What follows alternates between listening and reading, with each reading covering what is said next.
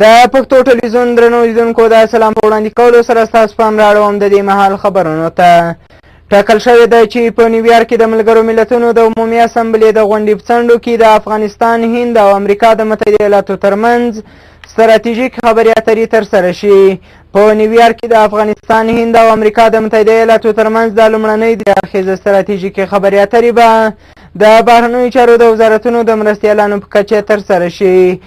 د دغې درې اړخیزې غونډې د جوړېدو اعلان د روان کال د جون په میاشت کې د هند او متحده ایالاتو د بهرنیو چارو وزیرانو هیلري کلینټن او ایسیم کرشنا په خپلو کې له ستراتیژیکو خبرو وروسته کړی و. واشنګټن او نوي ډیلي ویلي د ترسره کېدونکو درې اړخیزو ستراتیژیکو خبرو اترو موخه په افغانستان کې د متحده ایالاتو او هند له روانو هڅو څخه ملاتړ دی. د چارو کارپوهان په دې نظر دی چې د واشنګټن، نوي ډیلي او کابل ترمنځ د دغو خبرو اترو په اړه د پاکستان د اندېښنې سربیره متحده ایالات اوس هڅه کوي چې له هند سره د ستراتیژیکو خبرو له لارې او د هند او چین ترمنځ سیالۍ ته په پام سره په افغانستان کې د چین پرمختګ او نفوذ مخه ونیسي. د لغمان ولایت امنیتي چارواکي وایي چې تېره شپه په مهتلام ښار کې د یوې جګړې له امله 14 تنو ته مرګ ژوبله اوښتې ده.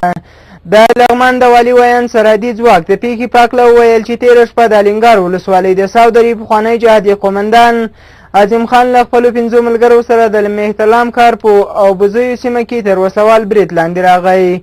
هغه زیاته کړه چې وسوالو مخالفینو دغه کمین د مهتلام ښار د ابوزیو د پله په سیمه کې نیولی و او وروسته د دواړو لورو ترمنځ نښته رامنځته شوې ده.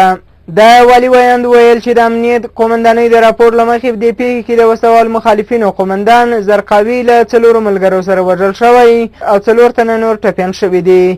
سرچینه زیاتوي چې په دې نښته کې قومندان اعظم خان هم له 3 ملګرو سره وژل شوی او یو ټپي د لغمان په ملکي روغتون کې تر درملنې لاندې دی. سرحدي ځواک وویل سره له دې چې په الینګار ولسوالۍ کې د سیمه ییزو پولیسو رسمي جوړښت نه دی جوړ شوی، خو په پام کې و چې اعظم خان د هغوی مشري وکړي. د بهرنیو چارو وزیر ډاکټر زلمی رسول وایي چې افغانان له تاوتریخوالي په پاکه فضا کې د ژوند کولو هیله لري. زلمی رسول دغه څرګندونې په نیویارک کې د قانون د واکمنۍ تر عنوان لاندې یوې غونډې ته کړې دي. د بهرنیو چارو وزیر اوس مهال د ملګرو ملتونو په کلنۍ غونډه کې د ګډون په موخه له حامد کرزي سره په نیویارک کې دی.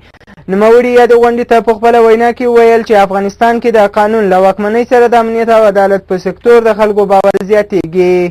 هغه زیاته کړه چې د افغانستان خلک په خپل هیواد کې له تاوتریخوالي څخه په خوندي چاپیریال کې د ژوند کولو هیله لري او له دې پرته بل هیڅ هم نه غواړي. زلمی رسول ویل چې په سوله او امنیت کې ژوند د هر افغان له اساسي حقونو څخه دی. د هغه په وینا د افغانستان په څېر د یوه هیواد لپاره چې څو لسیزو جنګونو ځپلی وي د قانون حاکمیت ډېر اهمیت لري او یو له بنسټیزو کارونو څخه دی چې حکومت یې په اړه اقدامات کوي. د پښتو ټلویزیون درنو لیدونکو دا ته د وروستي او مهم خبرونه له عملتیا څخه مننه. سرلوړي اوسئ.